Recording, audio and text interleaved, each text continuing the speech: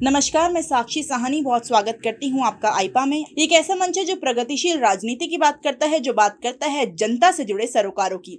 इसी पे बात करने के लिए हमारे साथ अशोक वर्मा जी मौजूद हैं, जो दून वैली उद्योग व्यापार मंडल के मुख्य संरक्षक हैं। सर, बहुत स्वागत है आपका। शुक्रिया शुक्रिया।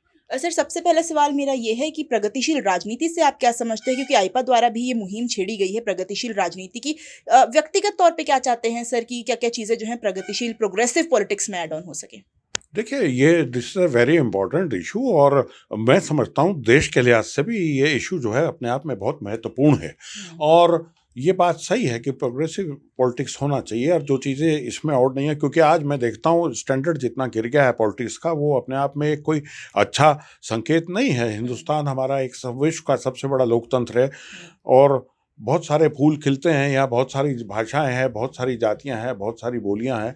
तो ये देश तो अपने आप में एक बहुत बड़ा गुलदस्ता है और यहाँ प्रोग्रेसिव पॉलिटिक्स होना चाहिए। उसके अनुसार देखिए अब क्या ट्रेंड हो गया है कि किसी चीज़ को कभी हम सत्ता में होते हैं, कभी दूसरा सत्ता में होता है, कभी तीसरा सत्ता में होता है। तो एक लोकतंत्र की प्रथा है ये और परिपाटी है ये। बिल्कुल सर, आपने लोकतंत्र की बात करी और लोकतंत्र से ही जुड़ा मेरा अगला प्रश्न रहेगा सर कि तमाम जो पॉलिटिकल दल हैं वो अपने आप को लोकतांत्रिक कहते हैं। अपने आप को लोकतांत्रिक कहने की अटकलें जो हैं लगातार लगाते हैं, चाहे किसी दल की बात करें या किसी पॉलिटिकल प्रॉपर पार्टी की बात करें। कितनी हद तक लगता है सर कि आज के दौर में लोकतांत्रिक हैं पार्टियां, क्योंकि कहीं ना कहीं दोहरी राजनीति हर किसी की तरफ से हमें देखने को मिलती है। हाँ, ये भी ठीक बात है, क्योंकि कभी वो लोकतांत्रिक हो जाती हैं, कभी अलोकतांत्रिक हो जाती हैं, जैसी अपनी सुविधा देखती हैं और जैसा हिसाब देखती हैं उस प्रकार चल पड़ती हैं। लेकिन मेरा ये कहना है कि लोकतंत्र का स्थान सबसे ऊंचा है। हर एक को अपनी बात कहने का अधिकार है। लोकतांत्रिक पार्टियां जो अपने आप को कहती हैं उनको लोकतांत्रिक रहना भी चाहिए। एक सर व्यापारी वर्ग से ही जुड़ा प्रश्न है कि कहीं ना कहीं देखने को मिलता है कि जो व्यापारी वर्ग हैं उन्हीं में आपसी कलह कहीं ना कहीं देखने को मिलती है बाजारों में, जिस हिसाब से हम लड़ाइयाँ ये सब चीज़ें देखते हैं। इसको कितना गलत मानते हैं सर आप? नहीं नहीं, ये एक बिरादरी है, व्यापारी एक बिरादरी है जिसमें किसी भी दल का आदमी हो सकता है उस व्यापार मंडल के अंदर, और व्यापार मंडल भी बहुत सारे हो सकते हैं। सबके अपने अपने काम करने का तरीका है। लेकिन जब व्यापारी की बात आती है तो वो एक परिवार है।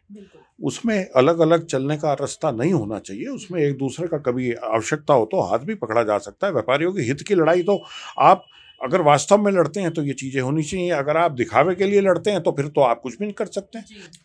एक सवाल सर, दोहरी मार कहीं ना कहीं व्यापारियों ने झेली कोरोना के समय में, जहां लॉकडाउन से नुकसान भी हुआ तो वहीं कोरोना बीमारी जैसी घातक एक तलवार भी उनके सर पे लटक रही थी।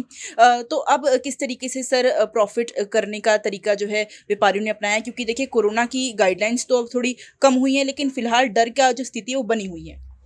नहीं, बिल्कुल सही है। अब व्यापारियों को कोई बहुत ज़्यादा इमदाद तो किसी भी सरकार से नहीं हुई और इसीलिए हमारे मंडल ने, पंकज मैसन ने भी कई बार ये कहा, शासन में भी कहा, सरकारों में भी कहा कि एक इनका अलग से आयोग हो व्यापारियों का, जो कि इनकी परेशानियों को समय समय पर देखे, इनकी समस्याओं को दूर करे, उनकी लड़ाई लड़ सकें। तो ये तमाम चीज़ें हर कोई पहल मौजूदा सरकारों को करनी पड़ेगी व्यापारियों के लिए भी, क्योंकि ये भी सबसे बड़ा वर्ग है मैं समझता हूँ समाज का, जो कि आपूर्ति करता है सब चीज़ों की, एक दूसरे को पहुँचाता है। तो ये इसमें ज़रूरी तौर पर ध्यान दिए जाने। अगर सर करंट सिनेरियो की बात करी जाए, जहां 2022 विधानसभा चुनाव आने वाले हैं, इसी के लिहाज में एक अगला प्रश्न सर मेरा ये रहेगा कि जो राजनीतिक दल हैं वो कहीं ना कहीं डेवलपमेंट की बात को छोड़ के भावनात्मक मुद्दों को उठाने लग जाते हैं चुनाव के समय में, जहां जाति, धर्म, कस्बा, इन सब चीज़ों की बात होनी शुरू हो जाती है। इसको कितना गलत मानते हैं सर? देखिए, ये सब जानते हैं, आज का मतदाता बड़ा जागरूक है और अब तो ये सिचुएशन है कि मतदाता समझता है कि कौन पार्टी या कौन नेता किस बात को किस वजह से कर रहा है। ये अपने आप में एक बड़ा महत्वपूर्ण पहलू है और मैं समझता हूँ ये बहुत बड़े लोकतंत्र की निशानी है कि वहाँ मतदाता इतना जागरूक है। किसी को कुछ समझाने की जरूरत नहीं, हर एक जानता है कि कौन आदमी किस बात को क्यों कर रहा है, किस लिए कर रहा है, ये सब जानते हैं। आपकी बात पे सर एक और बात ऐड करना चाहूंगी कि इस गुलदस्ते का एक और महत्वपूर्ण अंग होता है, वो होते हैं युवा। युवा से ही जुड़ा सर मेरा अगला प्रश्न ये रहेगा कि युवा जहां रीढ़ की हड्डी होता है देश का, प्रदेश का, तो वहीं युवाओं को किस तरीके से अपनी राजनीति में भूमिका निभानी चाहिए, क्योंकि एक तरफ हम देखते हैं कि युवा जहाँ छात्र राजनीति में बहुत एक्टिव रहते हैं, तो वहीं बहुत सारे युवा ऐसे भी हैं जो इस पे विश्वास रखते हैं कि किसी भी दल को ना चुना जाए और नोटा का बटन दबा कर आते हैं। उसके लिहाज में क्या संदेश आपका युवाओं को रहेगा? देखिए, ये भी प्रश्न आपका बहुत महत्वपूर्ण है। देश का युवा सरकारें बनाता है और पलटता है। इसमें कोई शक नहीं। और हमने देखा है अपनी 42 साल की कर्मठ राजनीति में कि युवाओं का बहुत बड़ा रोल रहता है। लेकिन मुझे इस बात का अफसोस है जब मैं देखता हूं कि राजनीति से हरास होकर और युवा जब बेचैन हो उठता है तो बहुत सारे लोग राजनीति से इतर हो जाते हैं और अपनी दूसरी राह पकड़ लेते हैं। उसका कारण है बेरोजगारी। और उन युवाओं को जब ये पता लगता है उनका केवल इस्तेमाल इलेक्शनों में किया जा रहा है और उनके लिए बाद में कुछ नहीं होता, वो अपने आप में एक बहुत दुखद पहलू है। सर, व्यापारी वर्गों की भी बहुत सारी मांगे रहती हैं और अब चुनाव भी आने वाले हैं, नई सरकार बनने वाली है। नई सरकार से क्या उम्मीदें हैं सर व्यापारी वर्गों की, और क्या-क्या मांगे हैं जो बहुत लंबे समय से पूरी नहीं हो पाई और अब आशा है कि पूरी हो नई सरकार बनने से? देखिए, हर सरकार का अपना एजेंडा होता है और लोकतंत्र है। यहाँ पर अब जो सरकारें यहाँ पर अब आएंगी या चुनाव होने वाला है, मैं समझता हूँ उनको व्यापारियों के उत्थान के लिए कुछ ना कुछ सोचना पड़ेगा इसमें। अदरवाइज व्यापारी भी बहुत सारा खिन्न हो जाता है सरकारों से, जो अपने आप में एक दुखद अध्याय है। इतनी बड़ी कोरोना की मार झेली और हमने देखा कि बहुत सारे लोग हमारे सामने कोरोना की वजह से मर गए, हम देखते रहे और वो लोग मरते रहे। बड़ा दुख है। हम उनके प्रति भी, दिवंगत आत्माओं के प्रति भी अपनी संवेदना व्यक्त करते हैं। व्यापारियों के उत्थान के लिए सरकारों को सोचना होगा और सोचना चाहिए।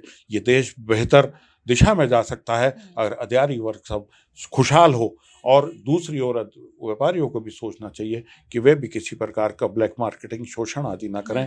वो एक कोई अच्छा पहलू इस देश के लिए नहीं है और समाज के लिए नहीं है। ये गाड़ी के दो पहिए हैं, तभी गाड़ी चल सकती है जब सब कुशल से हो।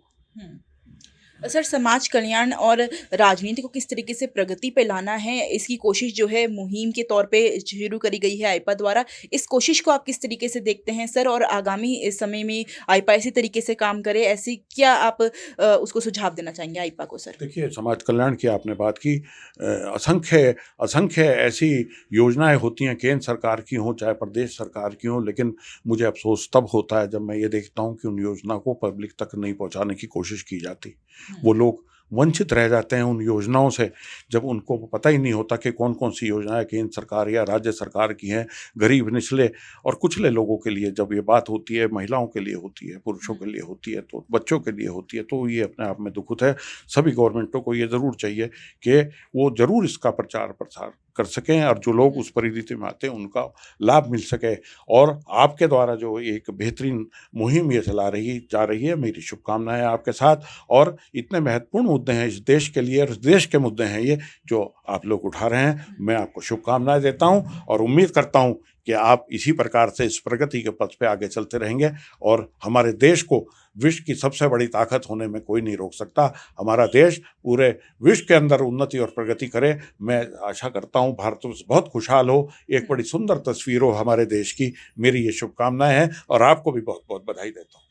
आईपा के साथ जुड़ने के लिए सर आपका धन्यवाद। शुक्रिया, आपका बहुत बहुत धन्यवाद कि आपने हमें ये अवसर दिया कि हम आपकी बात में शरीक हो सके और एक अच्छे काम की जो मुहिम आप चला रहे हैं उसमें एक छोटा सा योगदान मैंने अपने शब्दों के रूप में आपको दिया है। मैं आपका शुक्रिया अदा करता हूं कि आपने मुझे ये स्थान दिया। ये थे अशोक वर्मा जी हमारे साथ, जिन्होंने विभिन्न मुद्दों पर हमसे बातचीत करी, अपने सुझाव हमसे साझा करे। अगर आईपा का ये प्रयास आपको अच्छा लगता है तो हमारी वीडियो को लाइक करें, हमारे चैनल को सब्सक्राइब करें। धन्यवाद।